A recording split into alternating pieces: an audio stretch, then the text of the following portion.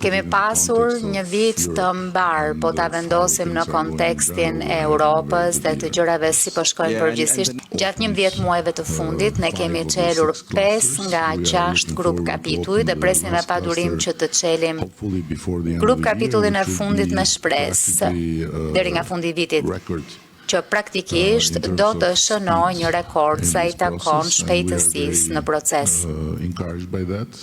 Kjo na inkurajon shumë. Në këtë moment, në kohë, Europa është plotësisht e zgjuar, çka nuk ishte kështu deri pak vjet më parë. Për fat keq, për të pasur një zgjim të tillë, duhej agresioni i tmerrshëm e brutal kundër Ukrainës, por tashmë mund të shohim një dallim të madh. Më parë, BE-ja thjesht thoshte që Ballkani Perëndimor është i rëndësishëm shumë gjeopolitikisht, por vetëm me fjalë. Tashmë edhe veprat po tregojnë se ka një angazhim të mirëfillt për të na sjellë më pranë. BE-ja ka 2 kufi, një të jashtëm dhe një të brendshëm. Dhe brenda perimetrit të kufirit të brendshëm jemi ne.